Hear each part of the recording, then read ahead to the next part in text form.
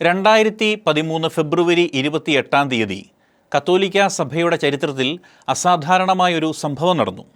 അന്നാണ് പത്രോസിൻ്റെ 265 പിൻഗാമിയും 2005 ഏപ്രിൽ 19 മുതൽ സഭയെ നയിച്ച ബെനഡിക്റ്റ് 16 പാപ്പ തൻ്റെ സ്ഥാനത്യാഗം പ്രഖ്യാപിച്ചത്. 2013 മാർച്ച് 13 അർജന്റീനക്കാരനായ കർദിനാൾ ജോർജ് മരിയ ബെർഗോളി സഭയുടെ 266 മാർപ്പാപ്പയായി. കഴിഞ്ഞ 12 വർഷങ്ങളിൽ ഫ്രാൻസിസ് പാപ്പ സഭയെ ലോകത്തിൽ കാരുണ്യത്തിൻ്റെ മുഖം കാണിച്ചു കൊടുത്തുകൊണ്ട് പ്രത്യാശയുടെയും ശുഭാപ്തി വിശ്വാസത്തോടെയും നയിച്ചു. ആ ഇടയൻ ഇന്ന് ഏപ്രിൽ 21 നമ്മോട് വിട പറഞ്ഞിരിക്കുന്നു. കത്തോലിക്ക സഭയുടെ ചരിത്രത്തിൽ 1300 വർഷങ്ങൾക്ക് ശേഷമാണ് യൂറോപ്പിന് പുറത്തുനിന്ന് ഒരു മാർപ്പാപ്പ വരുന്നത്. വർഷത്തിൽ ശരാശരി 4 തവണ എന്ന രീതിയിൽ അപ്പോസ്തോലിക സന്ദർശനം അദ്ദേഹം നടത്തിയിരുന്നു. അപ്പോസ്തോലിക യാത്രകൾക്ക് മുമ്പും ശേഷവും റോമിലുള്ള ജനങ്ങളുടെ സംരക്ഷക എന്ന മരിയൻ ചിത്രത്തിനു മുമ്പിൽ പ്രാർത്ഥിക്കുക അദ്ദേഹത്തിൻ്റെ പതിവായിരുന്നു. ഈശോ സഭയുടെ സഹസ്ഥാപകരിൽ ഒരാളായ വിശുദ്ധ ഫ്രാൻസിസ് സേവ്യറിൻ്റെ ബഹുമാനാർത്ഥമാണ് ഫ്രാൻസിസ് എന്ന പേര് കർദിനാൾ ജോർജ് ബെർഗോളി സ്വീകരിച്ചത് എന്ന് പലരും കരുതി. പക്ഷേ പാവങ്ങളുടെ വിശുദ്ധനായ അസീസിയിലെ ഫ്രാൻസിസിൻ്റെ പേരായിരുന്നു മാർപ്പാപ്പ സ്വീകരിച്ചത്. സിസ്റ്റൈൻ ചാപ്പലിൽ നടന്ന മാർപ്പാപ്പ തിരഞ്ഞെടുപ്പിനിടെ ബ്രസീലിലെ സാവോ പോളോ ആർച്ച് ബിഷപ്പും വത്തിക്കാനിലെ വൈദികർക്കു വേണ്ടിയുള്ള തിരുസംഘത്തിൻ്റെ മുൻ അധ്യക്ഷനുമായിരുന്ന കർദിനാൾ ക്ലൗഡിയോ ഹ്യൂമസ് പുതിയ മാർപ്പാപ്പയെ അഭിനന്ദിച്ച് സംസാരിക്കുന്നതിനിടയിൽ പാവങ്ങളെ മറക്കരുത് എന്ന് ഫ്രാൻസിസ് പാപ്പയെ ഓർമ്മിപ്പിച്ചു. അത് ജീവിതത്തിൽ പ്രാവർത്തികമാക്കാൻ അന്നു മുതൽ ഫ്രാൻസിസ് പാപ്പ പരിശ്രമിച്ചിരുന്നു. തിരഞ്ഞെടുക്കപ്പെട്ടതിൻ്റെ പിറ്റേ ദിവസം പത്രോസിൻ്റെ പിൻഗാമി എന്ന നിലയിലുള്ള ആദ്യ പ്രവൃത്തി റോമിലെ പരിശുദ്ധ മറിയത്തിൻ്റെ നാമത്തിൽ പ്രതിഷ്ഠിക്കപ്പെട്ട സാന്താ മരിയ മജോറ ദേവാലയം സന്ദർശിക്കുകയായിരുന്നു.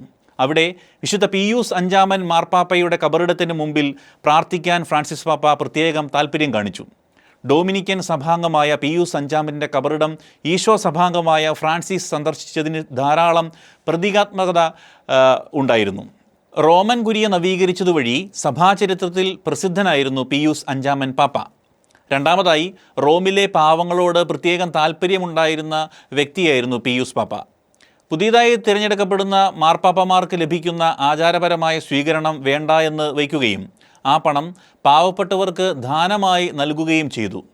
പാവപ്പെട്ടവരുടെ കാല് കഴുകുകയും രോഗികളെ പരിചരിക്കുകയും ചെയ്യുന്നതിൽ പിയൂസ് മാർപ്പാപ്പ സവിശേഷമായ ഒരു ശ്രദ്ധ കാണിച്ചിരുന്നു. 2013 ഈസ്റ്റർ ദിനത്തിൽ ഫ്രാൻസിസ് പാപ്പായുടെ ഒരു ചിത്രം ലോകമനസാക്ഷിയുടെ ശ്രദ്ധ പിടിച്ചുപറ്റി. വിശുദ്ധ കുർബാനയ്ക്ക് ശേഷം വത്തിക്കാൻ സ്ക്വയറിൽ വിശ്വാസികളെ കാണുന്നതിനിടയിൽ സെറിബ്രൽ പാൾസി ബാധിച്ച 8 വയസ്സുള്ള ഡൊമിനിക് ഗ്രോണ്ടുവിനെ മാർപ്പാപ്പ ആശ്ലേഷിക്കുന്ന രംഗം.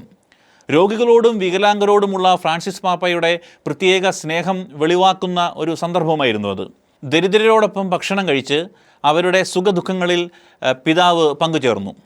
2016 കാരുണ്യവും കഷ്ടതയും എന്ന അപ്പോസ്തോലിക ലേഖനം വഴി കരുണയുടെ വർഷത്തിൽ ദരിദ്രരുടെ ആദ്യ ലോക ദിനം പാപ്പ സ്ഥാപിച്ചു. മാർപ്പാപ്പയായി ഔദ്യോഗികമായി ചുമതല ഏറ്റെടുത്തതിൻ്റെ 9ാം വാർഷികത്തിൽ വിശുദ്ധ യൗസേപ്പിതാവിൻ്റെ തിരുനാൾ ദിനത്തിൽ ഫ്രാൻസിസ് പാപ്പ റോമൻ കുരിയുടെ നവീകരണത്തിനായി സുവിശേഷം പ്രസംഗിക്കുക എന്നൊരു പുതിയ അപ്പോസ്തോലിക ഭരണഘടന പരസ്യപ്പെടുത്തി. 2022 ജൂൺ 5 പെന്തക്കോസ്ത തിരുനാൾ ദിനത്തിൽ പുതിയ ഭരണഘടന പ്രാബല്യത്തിൽ വന്നു. 2013 കോൺക്ലേവിന് മുന്നോടിയായിട്ടുള്ള ജനറൽ കോൺഗ്രിഗേഷനുകളിൽ ആരംഭിച്ച ഒരു നീണ്ട ശ്രവണ പ്രക്രിയയുടെ ഫലമാണ് പുതിയ ഭരണഘടന. അതുവരെ റോമൻ കുരിയുടെ വിവിധ കാര്യാലയങ്ങളുടെ സംഘടനവും ചുമതലകളും വ്യാഖ്യാനിച്ചിരുന്നത് നല്ലയിടയൻ എന്ന ആധികാരിക രേഖ അടിസ്ഥാനമാക്കിയൊക്കെയായിരുന്നു. 2025 ജൂബിലി വർഷത്തിനൊരുക്കമായി പ്രത്യാശയുടെ തീർത്ഥാടകർ എന്ന ആപ്തവാക്യവുമായി 2024 ജനുവരി 21 മുതൽ ഫ്രാൻസിസ് പാപ്പ പ്രാർത്ഥനയുടെ വർഷമൊക്കെയായി പ്രഖ്യാപിച്ചിരുന്നു. ദൈവത്തെ ശ്രവിക്കാനും ദൈവത്തെ ആരാധിക്കാനും ദൈവത്തിൻ്റെ സാന്നിധ്യത്തിലായിരിക്കാനുമുള്ള ആഗ്രഹം വീണ്ടെടുക്കുവാനും അതുവഴി വ്യക്തിജീവിതത്തിലും സഭാജീവിതത്തിലും പ്രാർത്ഥനയുടെ മൂല്യവും ആവശ്യകതയും വീണ്ടും കണ്ടെത്തുക എന്നതായിരുന്നു പ്രാർത്ഥനാ വർഷത്തിൻ്റെ ലക്ഷ്യം. 2025 ആഗോള കത്തോലിക്ക സഭ ജൂബിലി വർഷമായി ആചരിക്കുന്നു. 2024 ഡിസംബർ 24 ക്രിസ്മസ് രാവിൽ വിശുദ്ധ പത്രോസിൻ്റെ ബസിലിക്കായുടെ വിശുദ്ധ കവാടം തുറക്കുന്നതോടുകൂടി ജൂബിലി വർഷം ആരംഭിച്ചു. 2026 ജനുവരി 6 പൂജരാജാക്കന്മാരുടെ തിരുനാൾ ദിനത്തോടുകൂടി ജൂബിലി വർഷം സമാപിക്കുകയും ചെയ്യും. പ്രത്യാശ എന്നതാണ് 2025 ജൂബിലിയുടെ പ്രധാന സന്ദേശം. ജൂബിലി വർഷത്തിൻ്റെ ആപ്തവാക്യം തന്നെ പ്രത്യാശയുടെ തീർത്ഥാടകർ എന്നതാണ്. 2025 ജൂബിലി വർഷം ഔദ്യോഗികമായി പ്രഖ്യാപിച്ചുകൊണ്ട് ഫ്രാൻസിസ് പാപ്പ പുറത്തിറക്കിയ അപ്പോസ്തോലിക പ്രബോധനമാണ് പ്രത്യാശ നിരാശപ്പെടുത്തുന്നില്ല. ഈശോയുടെ മുത്തശ്ശി മുത്തച്ഛന്മാരായ വിശുദ്ധ യോവാക്കിമിൻ്റെയും അന്നയുടെയും തിരുനാളിനോട് ചേർന്ന് എല്ലാ വർഷവും ജൂലൈ മാസത്തിലെ 4ാമത്തെ ഞായറാഴ്ച മുത്തശ്ശി മുത്തച്ഛന്മാർക്കും പ്രായമായവർക്കും വേണ്ടിയുള്ള ദിനം കത്തോലിക്ക സഭയിൽ ഫ്രാൻസിസ് പാപ്പ 2021 ആരംഭിച്ചു. മുത്തശ്ശി മുത്തച്ഛന്മാരെ പലപ്പോഴും മറന്നു പോകാറുണ്ടെങ്കിലും ജീവിതാനുഭവവും വിശ്വാസവും യുവജനങ്ങൾക്ക് പകർന്നു നൽകുന്ന തലമുറകളെ ബന്ധിപ്പിക്കുന്ന കണ്ണിയാണ് അവരെന്ന് വിശ്വസിക്കുന്നതിനാലാണ് ഇപ്രകാരം ഒരു ദിനാചരണം സഭ നടത്തുന്നത് എന്ന് മാർപ്പാപ്പ ഈ ദിനം ആരംഭിച്ചുകൊണ്ട് അന്ന് പറഞ്ഞു. സൺഡേ വിസിറ്റർ എന്ന മാഗസിൻ്റെ എഡിറ്റർ എലിസബത്ത് സ്കാലിയ ഫ്രാൻസിസ് പാപ്പയുടെ 10 വർഷത്തെ 10 ശീർഷകങ്ങളിൽ അക്കമിട്ട് നിരത്തി. അതിനൊപ്പം 12ാം വർഷത്തിൽ 2 കൂടി ചേർത്തുകൊണ്ട് നമുക്കിങ്ങനെ പറയാം.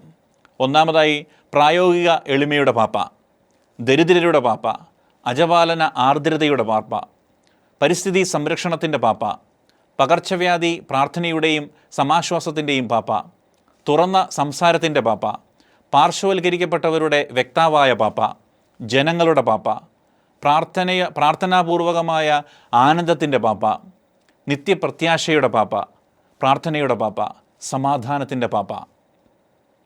12 വർഷത്തിനിടയിൽ 4 ചാക്രിയ ലേഖനങ്ങളും 6 അപ്പോസ്തോലിക ആഹ്വാനങ്ങളും 2 അപ്പോസ്തോലിക ലേഖനങ്ങളും ഫ്രാൻസിസ് പാപ്പ രചിച്ചു.